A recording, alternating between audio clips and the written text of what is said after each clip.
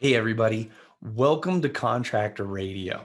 In this week's episode, we're actually picking up on a conversation that we started last week in a coach's roundtable about profit.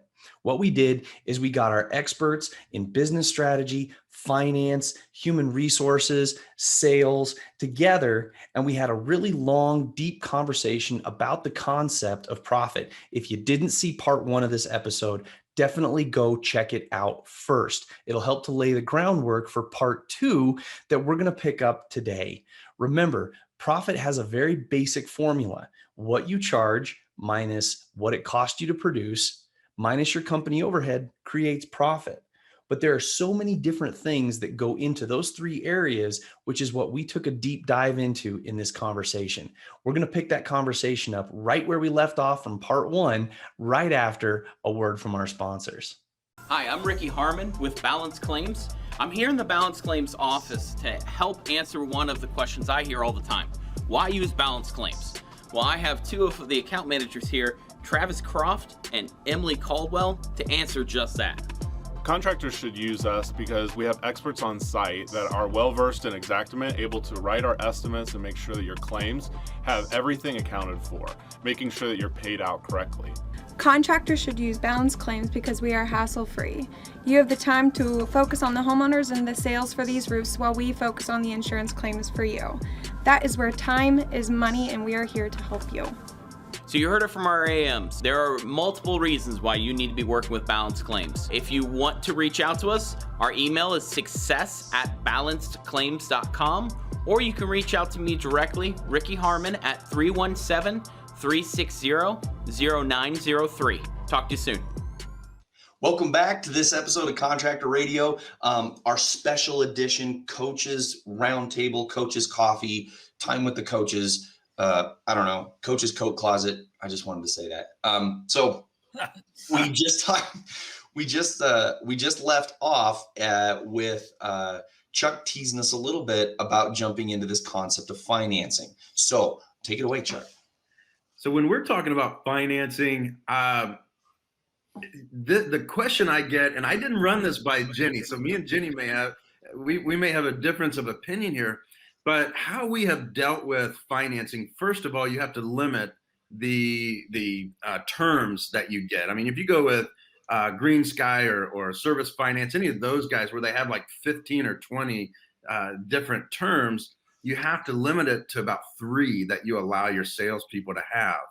Now, the other thing is do you charge that cost directly to that job, or there's an easier way of doing this? And again, me and Jenny may have a difference here, but if you have some experience in this, say you finance all last year, you take all the finance charges, all your credit card fees for that year, and you take that and base it on the amount of sales that you had, the revenue, and what is that percentage? So what we found out was that's about 4 to 5% of our revenue.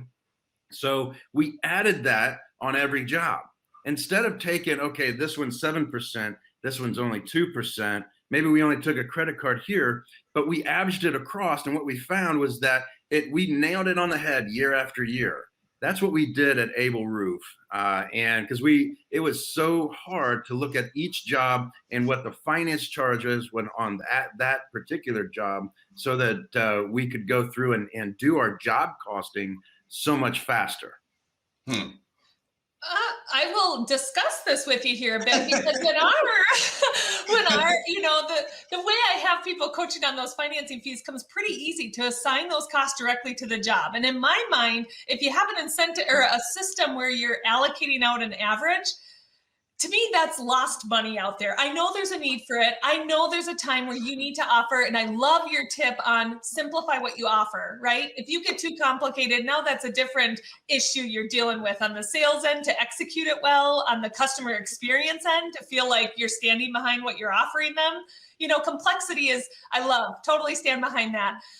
In general, I guess I just don't want to add pieces that will incentivize that. There's no accountability whether your customer pays with credit card or financing, right? Where if you're charging it to the job, yeah, your jobs are going to get dinged. Now, whether you pay them off of gross profit or if you're just analyzing their gross profit, I want to be able to see if I have a sales guy that's constantly charging the highest financing rate, right? Like that's a little alarming to me if I'm a manager and an owner. So that would be my one challenge. And so if you're finding it, Chuck, that it's hard for your teams to allocate it, again, where I'm just all about the finance strategy side, let's simplify that and make sure you understand how do you get that allocated to the job easily.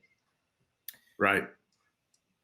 My belief is you're both right because I like to see it allocated to the job specifically so I know what actually happened. But I also like from what the salespeople see, it's a flat. It's already built in. And here's why. I don't want the salesperson second guessing and losing confidence on should we or should we not offer financing. I want that to be in management decision on how's this affecting my close rate and is that a good idea? So I want to take it out of the salesperson's head, and that's a reason in their calculation, do it as an allocation. But behind the scenes in the corporate books, I track it as an absolute per job so I can do analysis on that and see if there's a trend going on I didn't see. I love that. I love that bridging of those two thought processes and two very different goals, right? And outcomes. And from the sales, you're spot on. I totally see where you're coming from. Yeah. So that's why, Nathan and I are head coaches. We're the ones with the referee outfit, and we work with the two of you. So, oh man, I don't know. Now, I'm gonna go against what I said just a little bit. So, if you have software, quoting software such as Leap or Sumo Quote, some of these actually have those things built in. Like we use Leap, and so our sales reps have to go at the bottom. They click on what finance option they're going to use, and it adds it into the job, and it's very easy there. But if you're just gonna, if your sales reps maybe use AccuLinks or something like that, where it doesn't do that, and you're just going off of say price per square, and the sales reps, you don't want them trying to figure out what the finance charge needs to be. It's easier to just say, hey, we just need to add in 5% on every job that we averaged or that we quote. And to Jenny's point, you're right. Once it gets to accounting, oh yeah, that finance charge has to come into play. Let me add one more thing, Chuck, and you may have more data on my next comment. So if I'm wrong, please correct me. But the finance companies have a vested interest in you going as long a term as you can. That's how they make their money. Now, I can only share with you in my experience in doing the data analysis. I'll give an example. In the markets my clients were operating with, that finance was a large amount of money. We found that offering a 3-month or a 6-month got every bit the benefit of doing a 1 year, but it was a lot lower cost to offer it. So you also need to be careful on the advice you're getting from the finance company. And back to Chuck's point, well, they're going to give you 20 different options. But you got to ask yourself, what's in their interest? What's in your interest? And be careful on that, because you can get sucked in pretty quick and be giving away money you don't need to. That's true. That's good advice. That is good advice. And I doubt Chuck Upshur from Service Finance is hearing this. He's a longtime old school friend of mine. But if you've ever had a chance to see him speak, he is just a hoot, right? Have you seen him? Amazing. He's so good. And one tip I caught from him in his speaking was in order to break the ice about financing, when you're doing your initial conversation with the customer, leaving some sort of financing literature out, right? Leaving it out, having it be part of the packet you give them that they go to research or something. You don't have to break the ice. You don't have to do that. But literally, I think what Chuck would say is like, you take the thing out and you leave it on the table with your other materials right out in the open, right? So I always thought that was kind of a cute little tidbit there for breaking the ice with that one. One key thing in financing, though, is the biggest disaster I've seen is when salespeople think they can guess who needs it and who doesn't. Chuck, you want to pick up on that? Oh, I can do a whole podcast on that one. Maybe we got 2 podcasts to do with it. But that is very true. When they're looking at a homeowner like, oh, this person's going to need financing. And you really can't do that. You have to offer it in every house. And we always say offer it early and often. If someone's looking at you like, man, it's going to be expensive, this is going to be expensive, they'll shut down. But if they know that you are offering financing and you offer different types of financing, that they will keep their options open, and they'll continue to listen to what you have to say until they decide that maybe they can't really afford it. But remember, and I want to speak to every owner, you will not be in a house unless they can afford something. People don't say, you know what, I just lost my job yesterday, I can't buy anything, but you know what, let's have this roofing company come out and talk to me. That's a good point. and therefore, one of the things, and Chuck probably has a lot more way of presenting this than I do, but one of the key things I always share directionally is when I bring up financing is, look, I have a lot of customers who use the financing and they have plenty of money. They would just rather use the money for something else. And what that does is it takes away the self-esteem. Oh my God, they think I'm a deadbeat. It takes it off the table. How we offer the financing towards the end, we let the homeowner know that before I put the pricing on the sheet, I want you to know that there are 3 different types of people, types of customers that we offer financing to. The first, these are the people that just like cash flow. They just like using other people's money. They have the money to pay for it. And what they want is they want to be able to not really have to give me much of a down payment and finance the entire job. And sometimes they will even pay the job off rather than continue the financing, or they're just going to use the finance company's money, and they like the same as cash. They like the fact that it's no payment, no interest, and they can spread that out. The next one is the next customer is the guy that they've been saving up for this, and they found out that this is going to be a little bit more than what they were expecting. So they could pay for most of it, but they're going to have to finance the rest. And of course, the last one, I always throw out that it's just like me, just in case they're that person, I want them to feel bad. Or it's the people like myself that I would absolutely need the financing to do the job.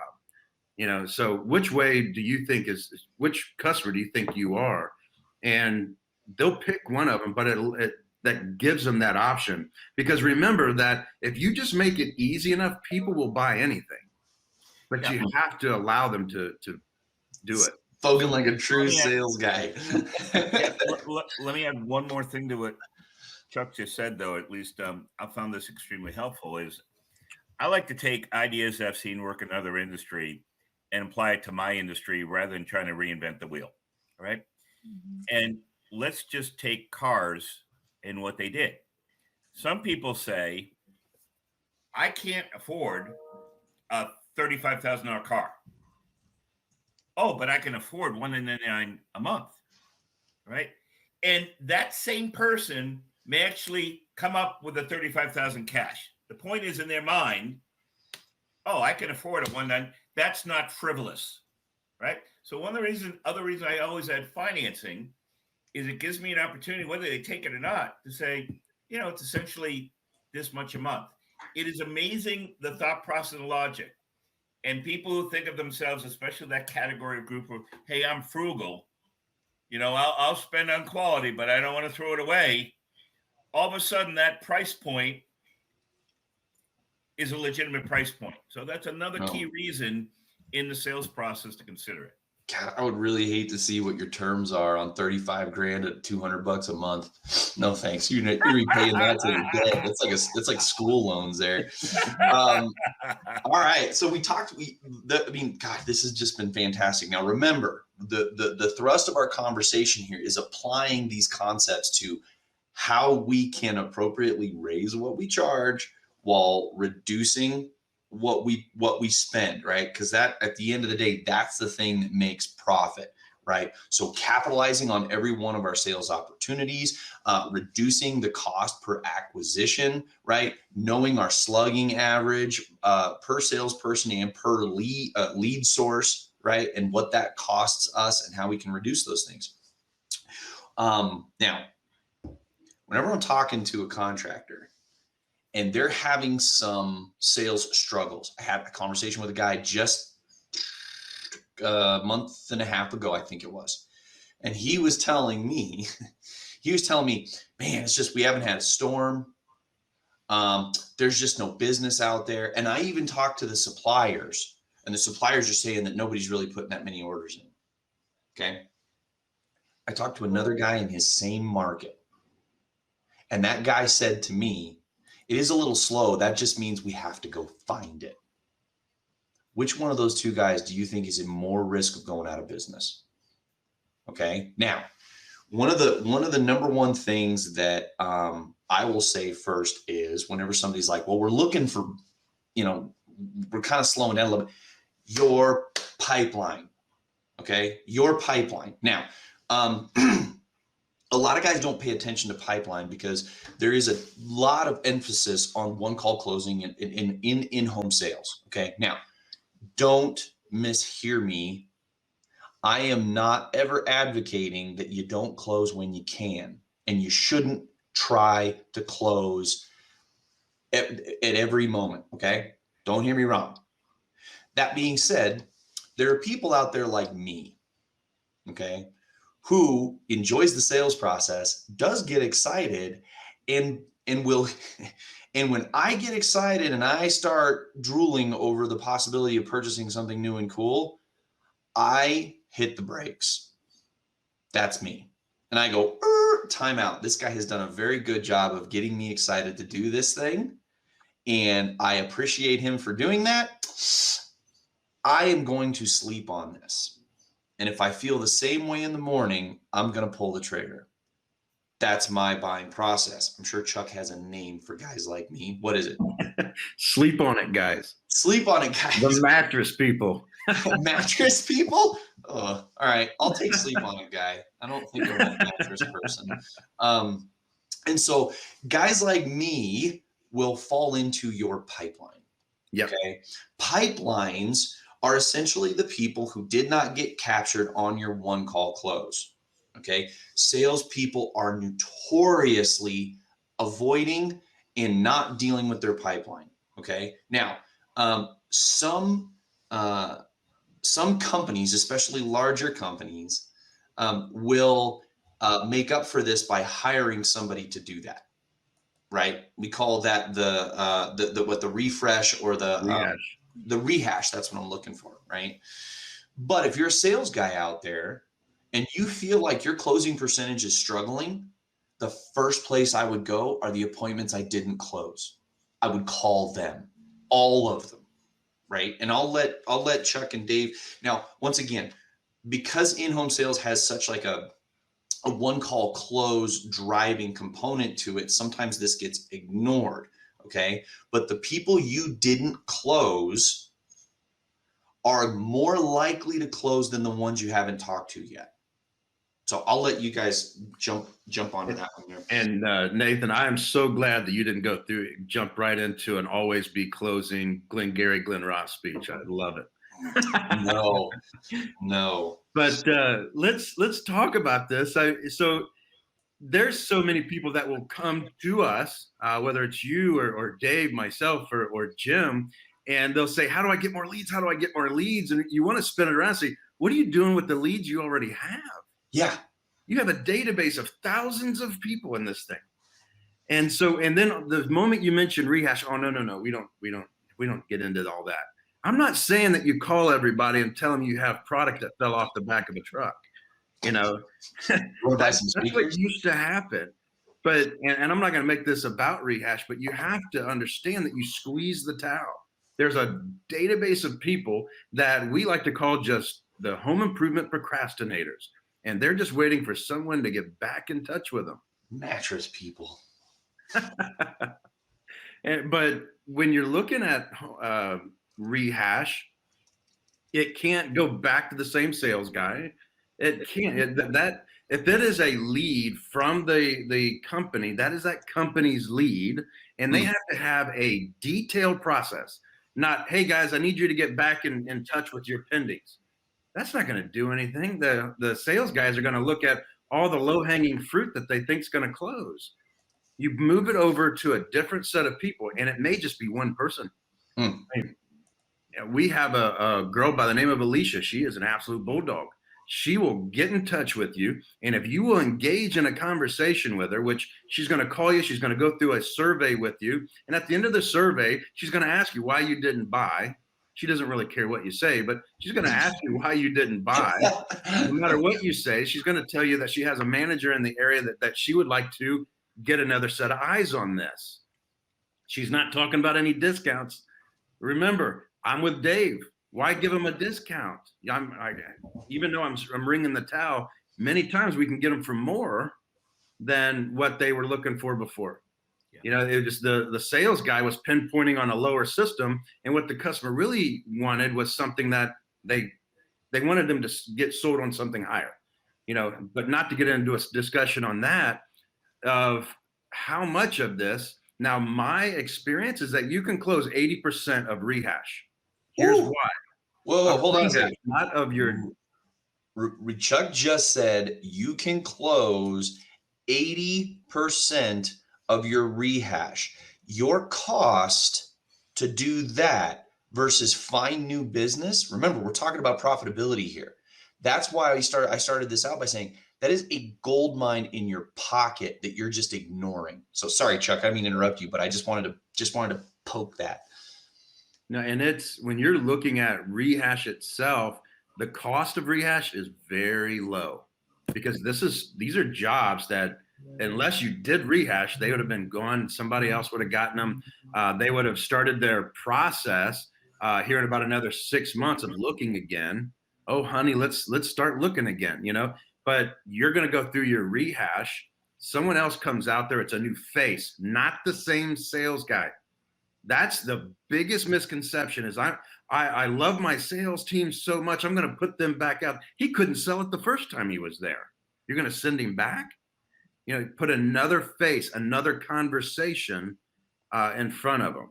And so that is rehash, and that is how important rehash is. When people are looking like, how do you close 80%? Realize that people, they've already had you out, and they're willing to have you out again. They're buyers.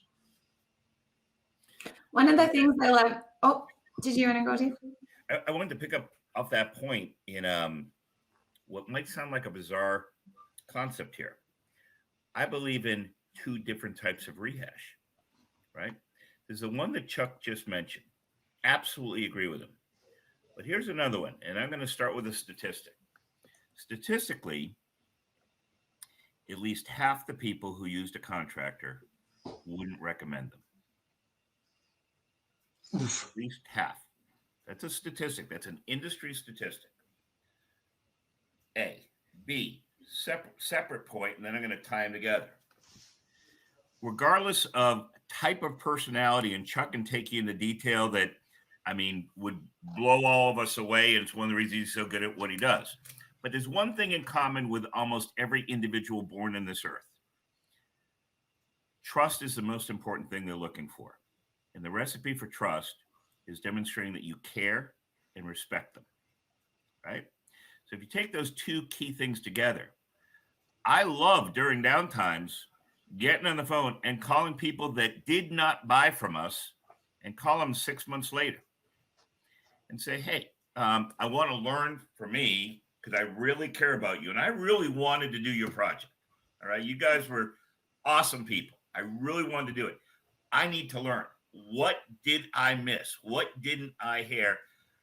Other than there may have been some price issues, and I don't want to go there. Other than that, what did I miss?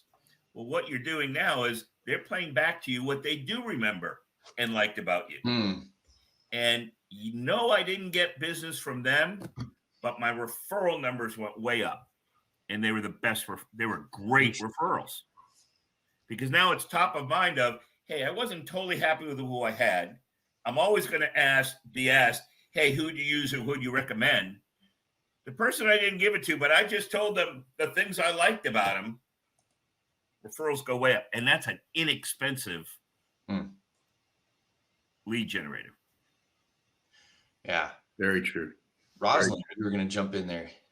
Yeah, the one thing I was just going to touch on that I love what Chuck talked about the process, right? So I think sometimes where an owner or a sales manager might have feel some resistance to what you just described of putting a different face onto it is like, well, but my guy went out and they did the work and that feels unfair. They started the process. But I think if you have that clear process established, then it's clear for your salespeople. They know what to expect. So then it kind of takes out some of that emotion or hurt that could come with, well, but I already did all the work. I warmed them up. I think about it like when I asked my husband to open a jar and he just comes over and and I'm like, well, I was already loosening it, So I think you can just be mindful of the fact that you may have some salespeople who have those feelings about it, but if we kind of get ahead of those feelings and those expectations with our process, and we have clear communication around that, we can kind of lessen some of that. Well, I warmed it up for you. So I'm going to ask a question to both you and Chuck, and not share my own opinion because I don't have a strong opinion, but I've seen it blow up before. I know it's coming. Chuck, when you do rehash, I've seen all versions of this. The original salesperson, how does it affect compensation? I was waiting for this one. So we remember you have to control your culture here. Most companies are like, hey, he didn't sell it. He doesn't get anything.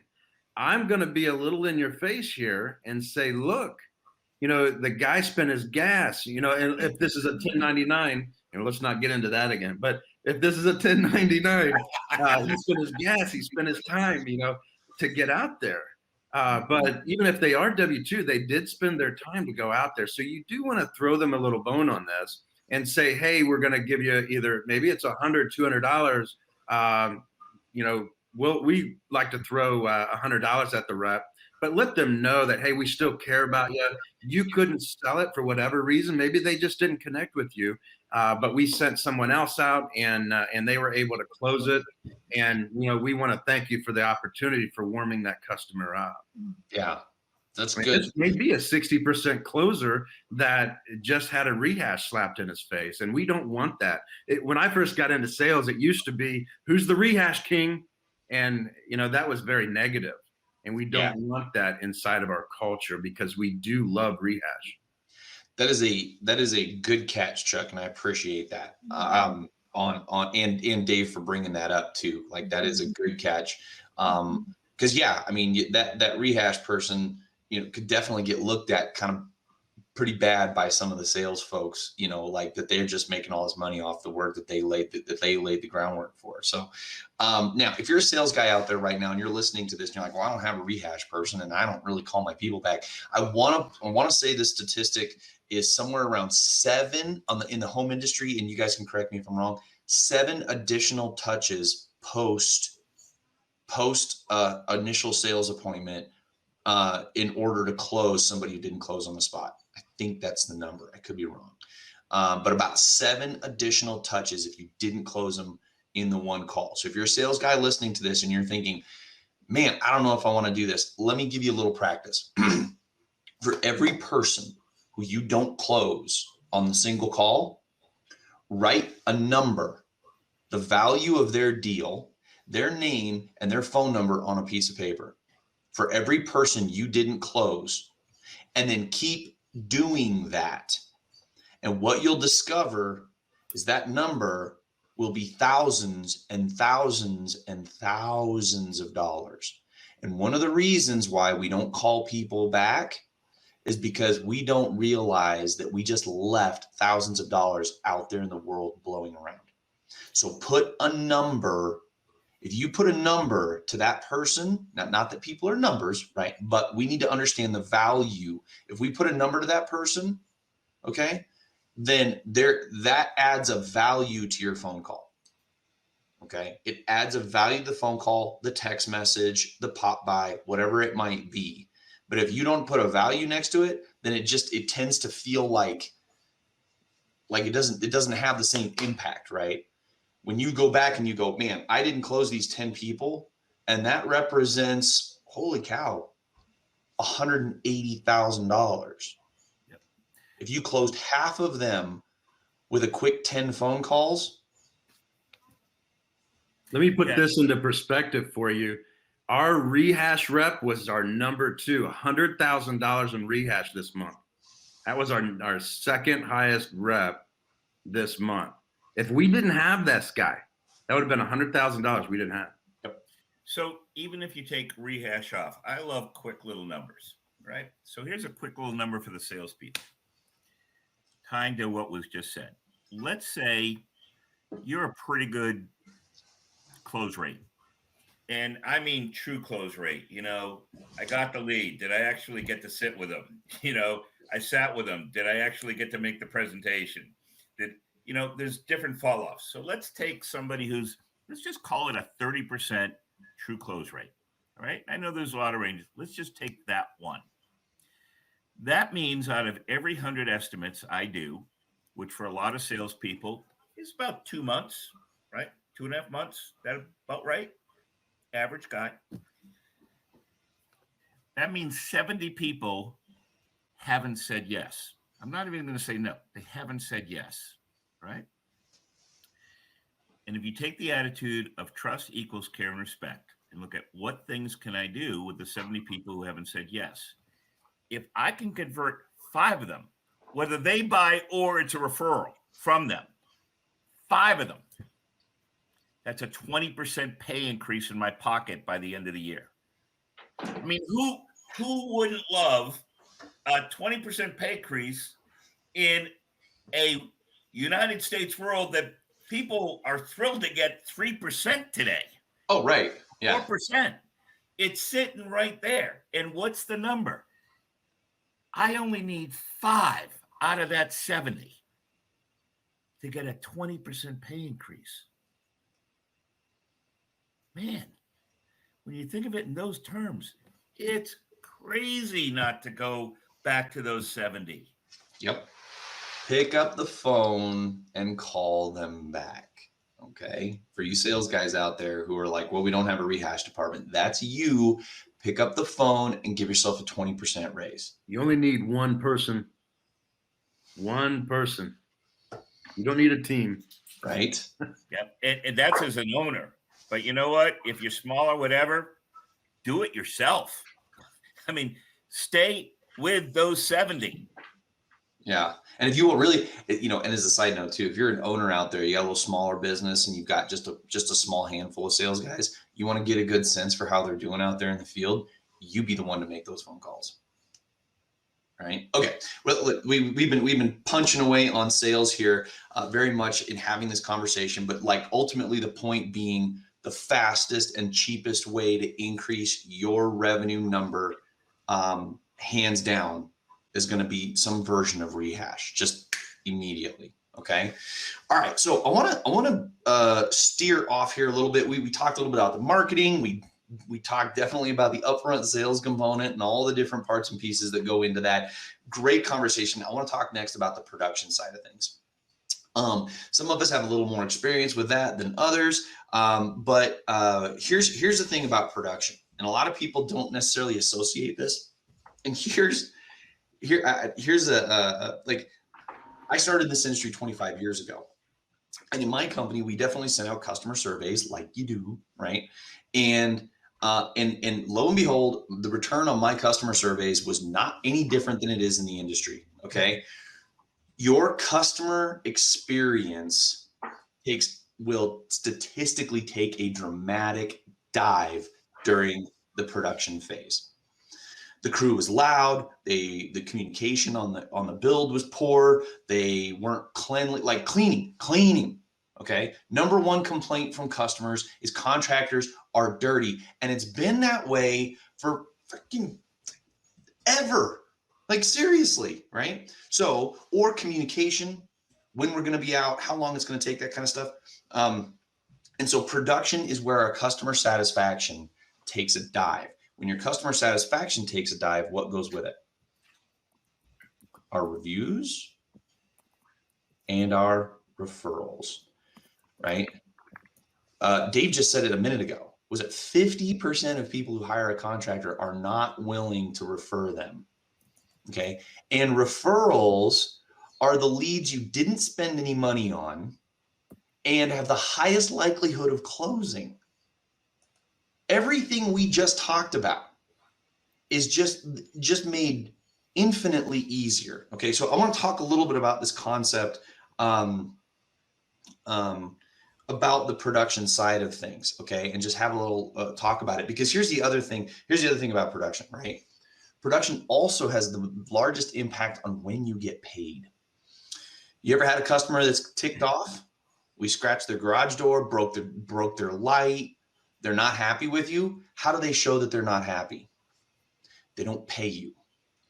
That's how they show you they're not happy. They owe you the other 50% of the project, and they're going to, you did 98% of that project perfect, but they're going to hold 50% of your money because of the 2%. Does that sound familiar? Right? So whether they pay you or not, okay, so that affect, like, and how quickly they pay you affects your cash flow and your speed of cash flow. And then how much they pay you.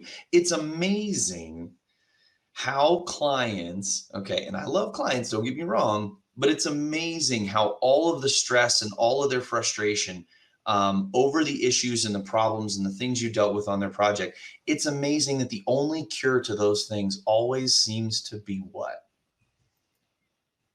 Discounting how much they owe you, right? I was stressed out. This thing wasn't done right. Fixing it very often doesn't solve the problem. They're like, well, now that it's fixed, how much am I going to get a discount for because you had to fix it? My answer was always, what? Right? Why should, it's fixed and it's 100% now. Well, right. But I mean, it wasn't done right the first time. So I should get a discount. I don't understand where that mindset comes from, but does that sound familiar? So see how massive an impact production had. So I want to throw that out there real quick. Okay, guys, some of your thoughts, your opinions on this concept of production's impact on your profitability. Or not, that's fine too.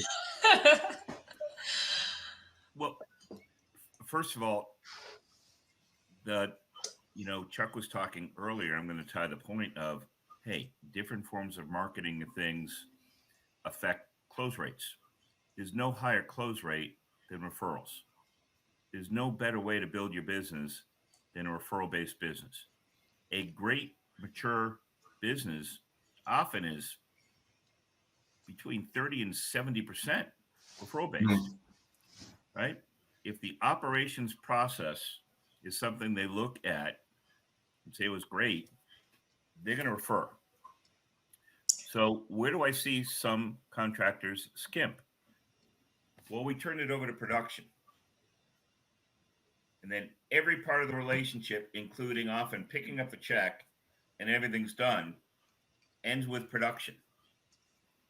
So I would share that regardless of how you do it, and I have clients doing it various different ways, but at the end of the day, invest a little bit in the check-ins.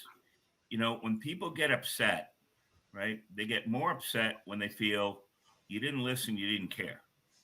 Sometimes I can tell you when I was on the manufacturing side of the business, when I look back on my career, some of my best customers and my best referrers were ones that we messed up.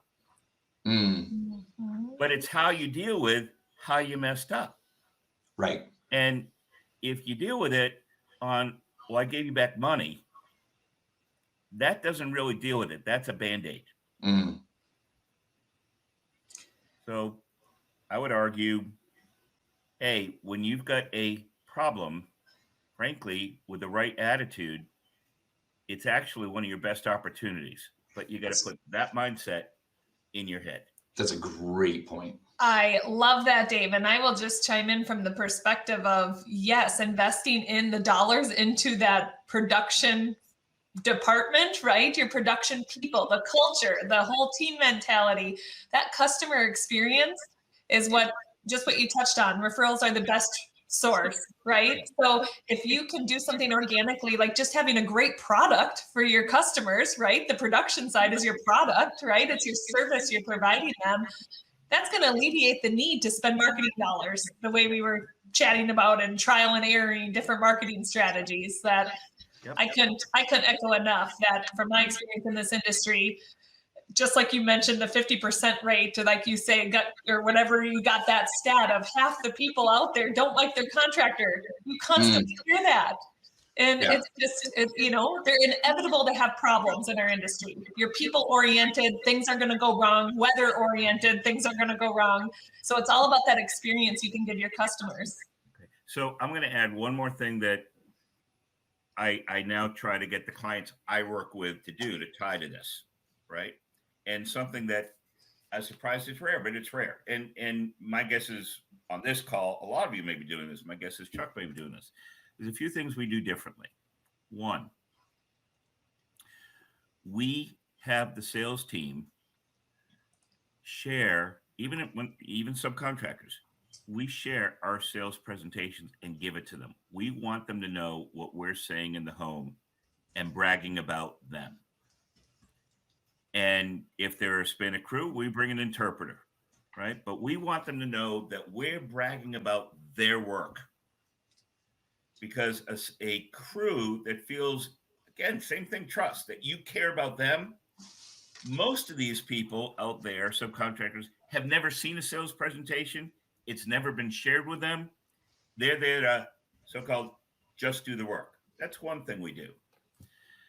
The second thing we do is we make it clear, and we go back every 3 months and remind them, if you can come up and share with us something that we can do that a lot of our competitors don't. Doesn't mean none of them do, but a lot of our competitors don't. Make that suggestion, and if the sales team ends up using it, we'll give you a small gift certificate, $100, $150. But the point is, they now feel part of the team. They're looking for stuff that we can say. And you know what? That's really valuable, right? Yeah. Third quick thing we do is we have salespeople occasionally take these people out for breakfast or for dinner, including their spouses. Because the one thing I've noticed, especially, by the way, in Latino crews, us American Caucasian guys could learn a lot about how the Latino group treats their significant others and spouses. And I'll give you one example of that. One of the best things I ran across by accident, I recommend to anybody, it's totally off topic, but it ties to the point. Most companies do things like they might give away turkeys, or they might, at Christmas or Thanksgiving. The best giveaway that I ever saw the effect on the culture is some clients that had large Latino crews on balance. Now, I'm gonna pause you for just one quick second here, Dave, because I know that Chuck has to jump. He's kind of hit his time thing, and I just wanted to say thank you to Chuck. I appreciate having you join this.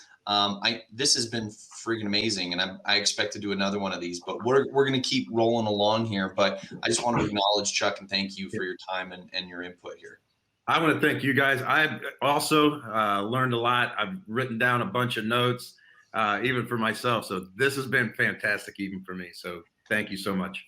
Awesome. We'll see you soon, Chuck.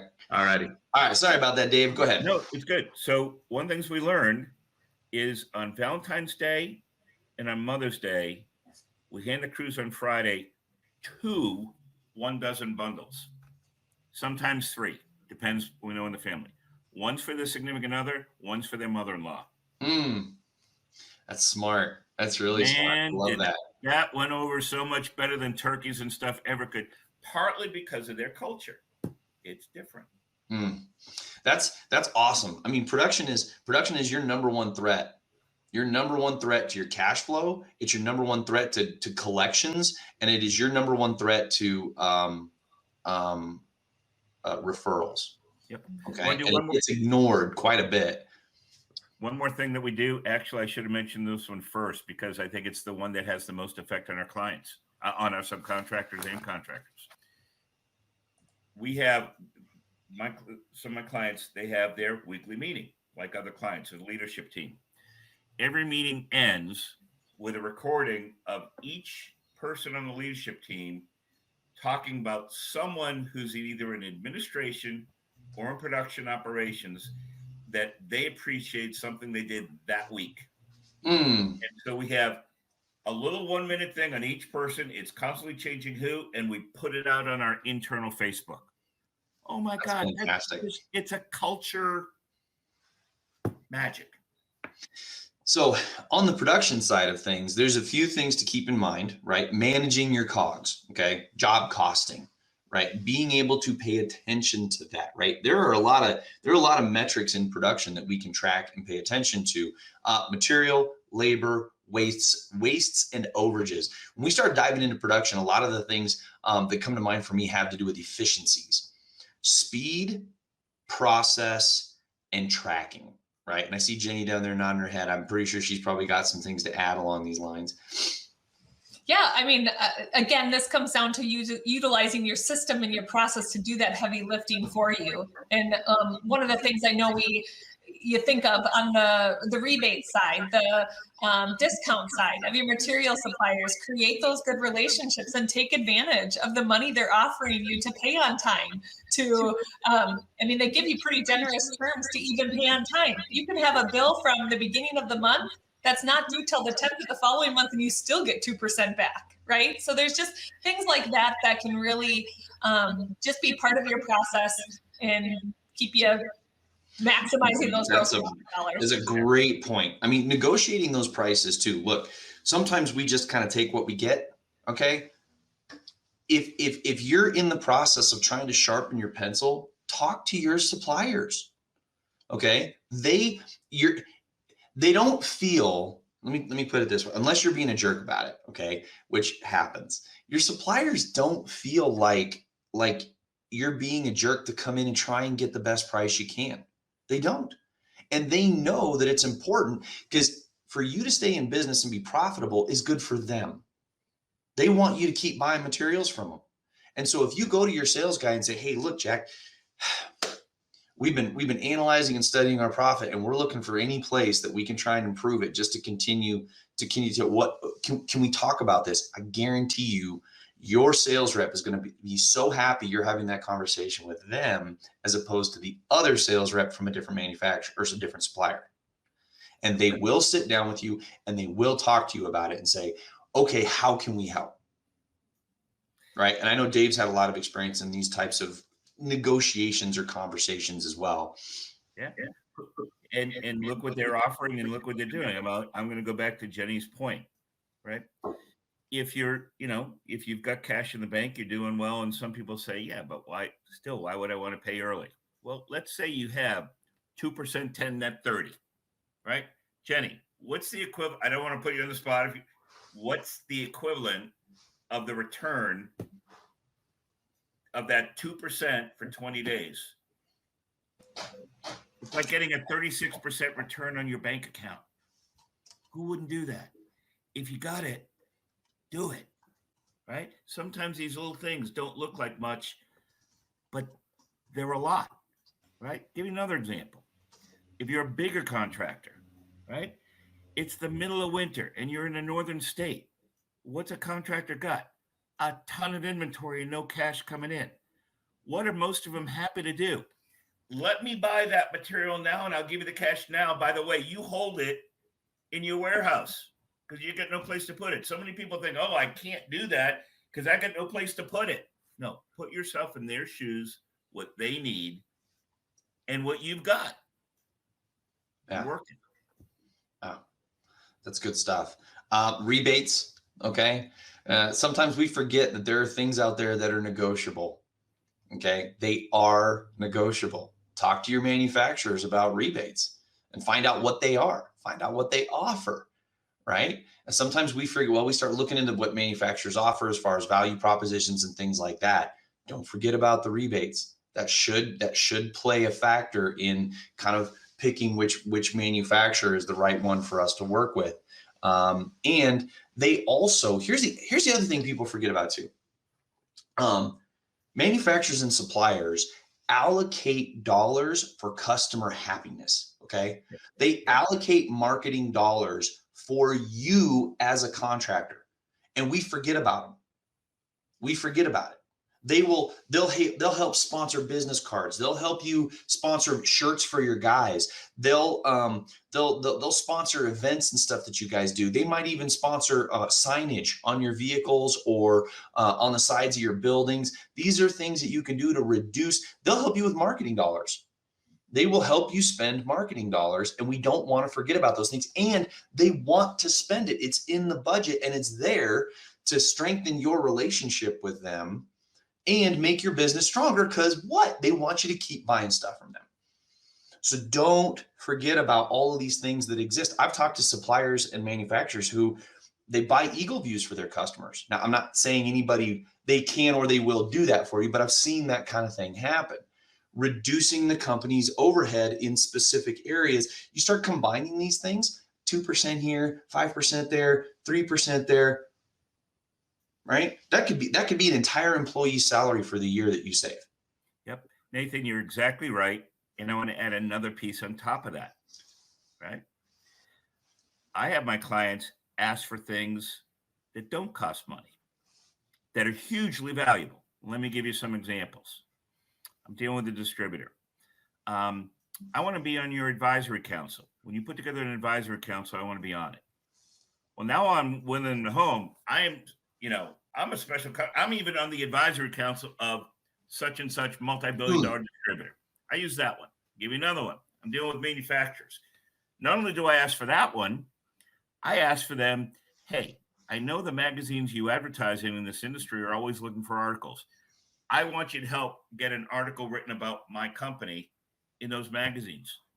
All I need is one. Do you know how valuable that is in front of a customer in your sales presentation, differentiating? And you know what?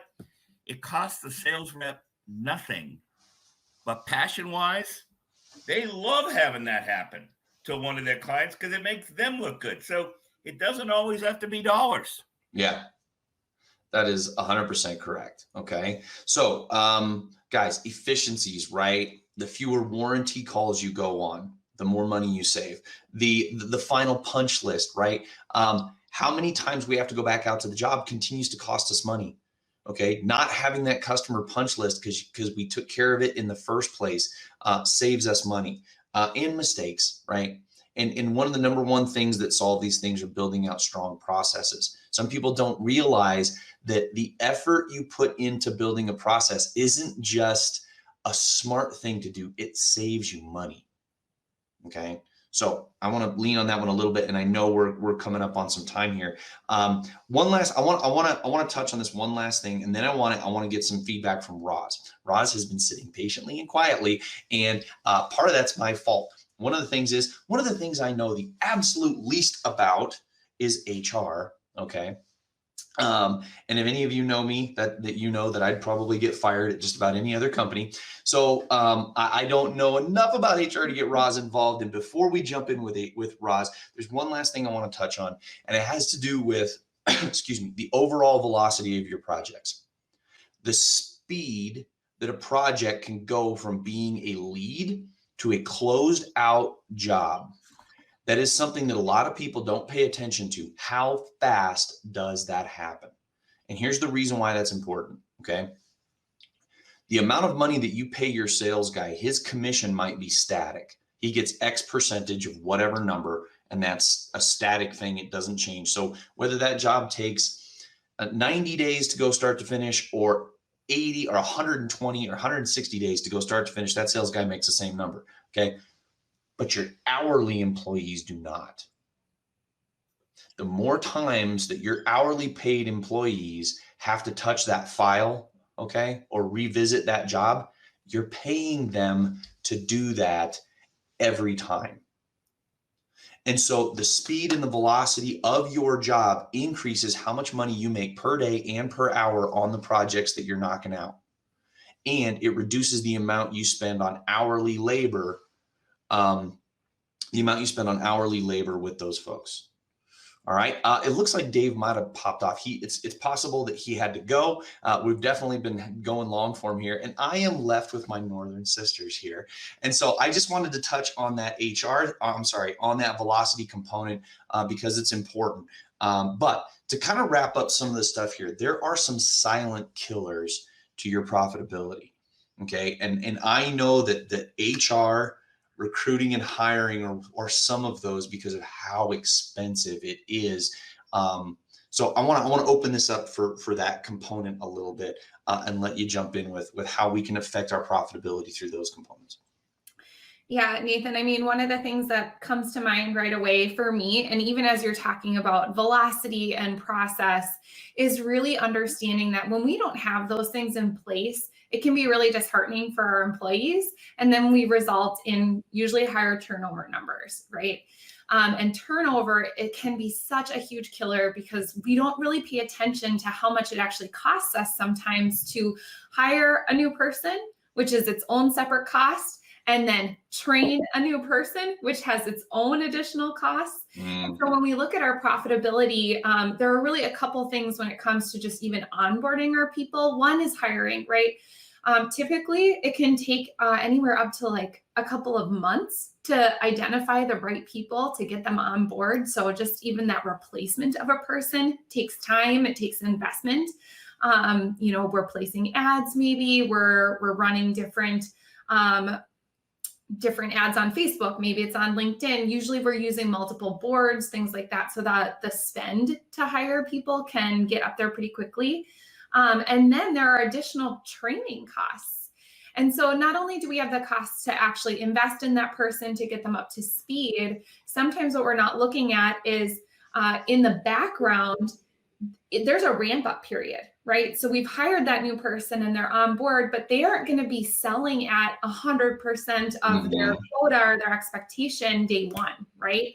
So now we've kind of got maybe a month where they're at, let's say 30%, a month where they're at, 60% of their expectation, and then a whole nother month before they're really firing on all cylinders and they're producing the kind of results that you would expect to see.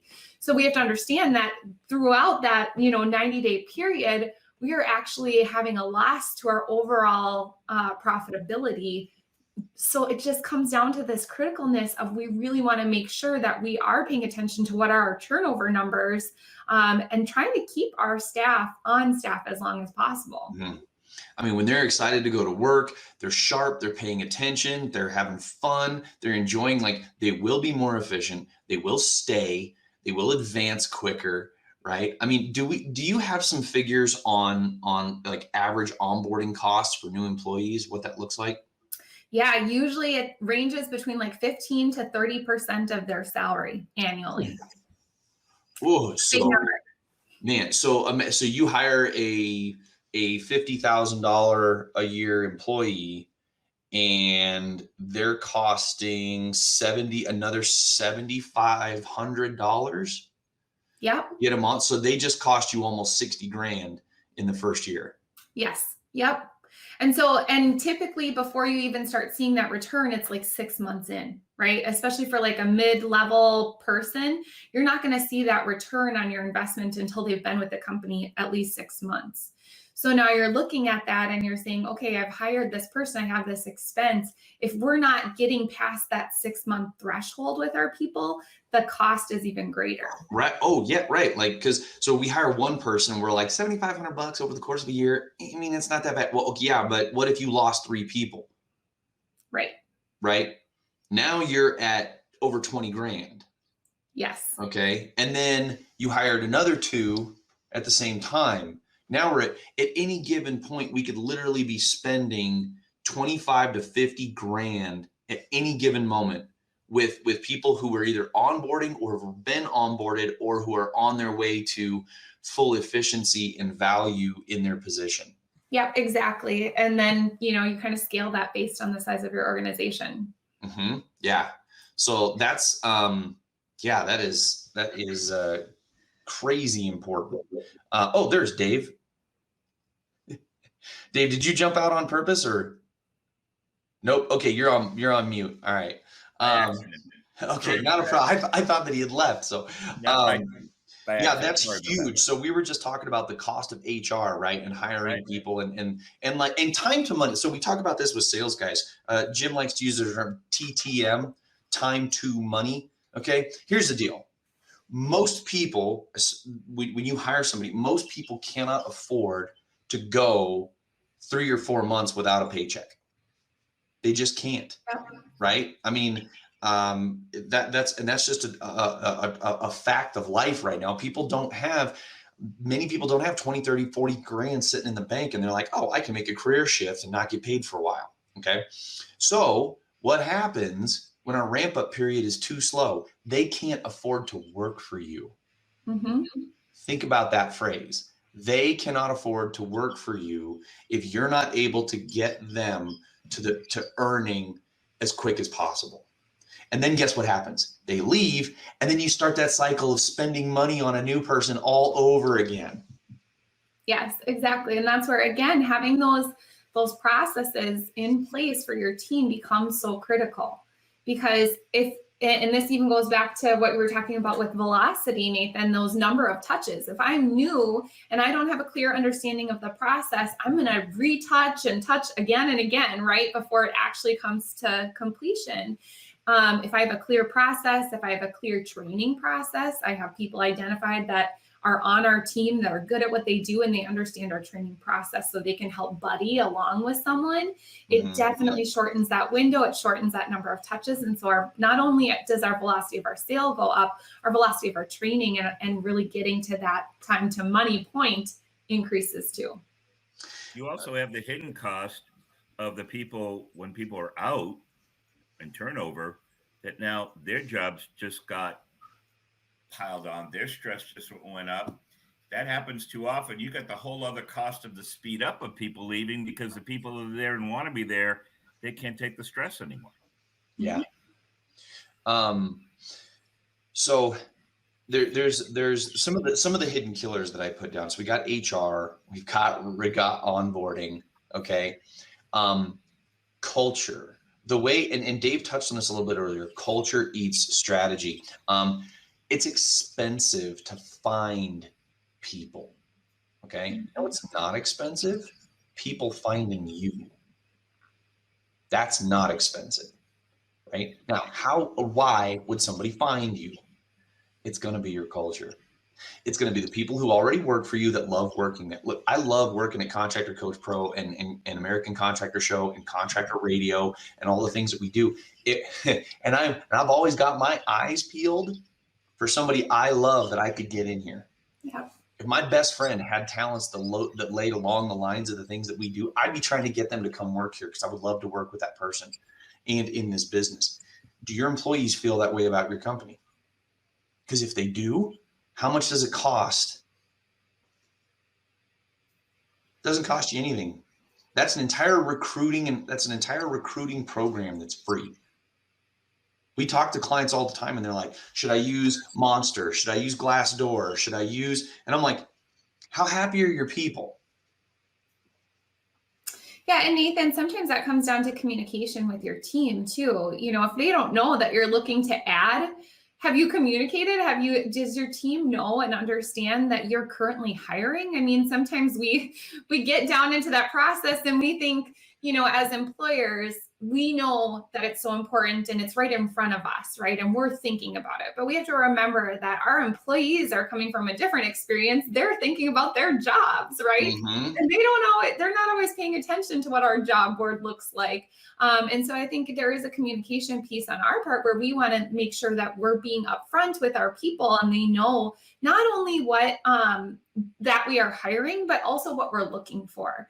I think giving just some clear points on, hey, a great person for this role would look like this. And kind of casting that vision for our employees can help them better identify, you know, who we should be bringing onto our team. Obviously, we want a culture fit, but when it comes to that job fit, sometimes that can be hard for our team to know exactly what that means. And so if we have some just key points that we can share with our team, that can really help them become our internal recruiting partners.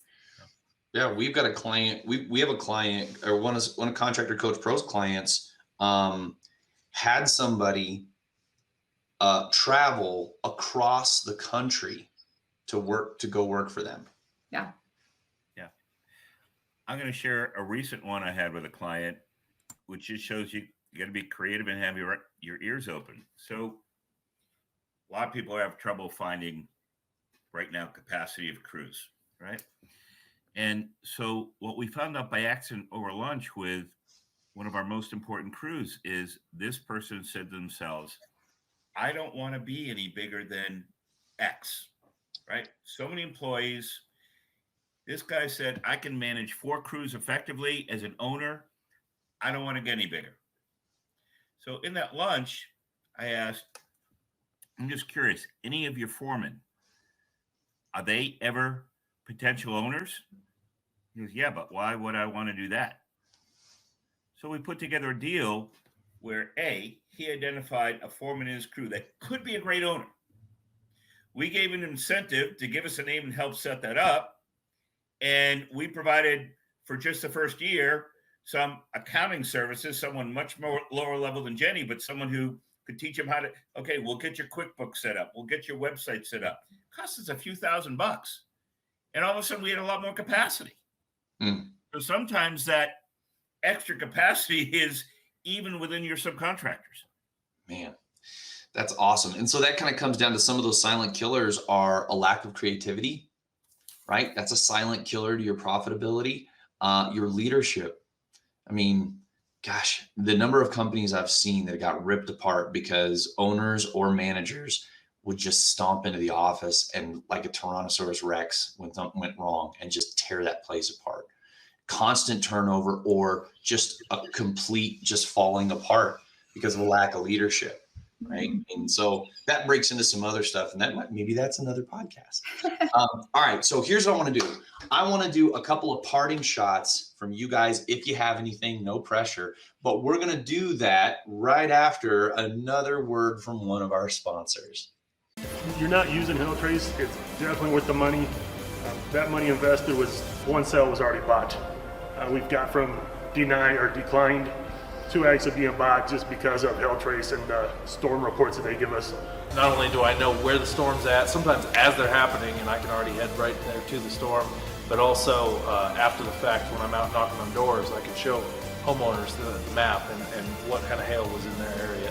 We've seen a huge return on our investment, and I have no doubt that you will too.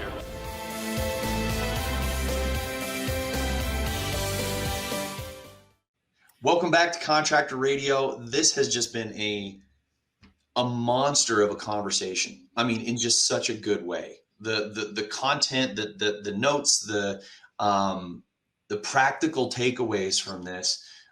If you're listening to this podcast has been worth I mean, I'm not exaggerating when I say millions of dollars. Dave, do you think that's an exaggeration? Absolutely not.